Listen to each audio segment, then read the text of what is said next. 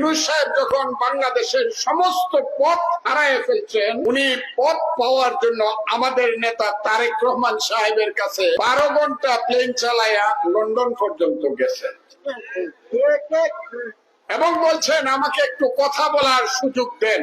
এই 15 দিন আগেও যে ইউনূস সাহেব 6 দিন পর্যন্ত বিএনপি সময় চাওয়ার পরেও 1 ঘন্টা সময় দেয় নাই, এখন উনি লন্ডন 12 ঘন্টা ফ্লাইট চালায় বা 10 ঘন্টা ফ্লাইট চালায়, বিমান চালায় গেছে আমাদের নেতার সাথে কথা বলার জন্য। সেই কথাটা হবে আগামী শুক্রবার। শুক্রবার আল্লাহর পবিত্র দিন, সব দিন, কিন্তু শুক্রবারটা একটু বেশি।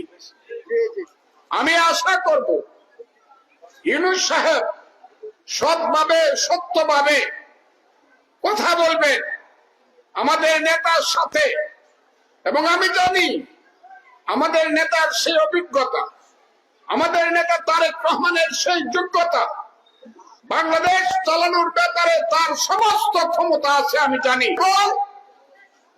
আপনি জনাব ইউনূস সাহেব আমার মুরব্বী, আমার চেয়ে 9 বছরের বড়, আপনি নোবেল পুরস্কার প্রাপ্ত। আমি আশা করব তারেক রহমান সাহেবের সাথে আলোচনার মধ্য দিয়ে এই দেশকে আপনারা রক্ষা করবেন।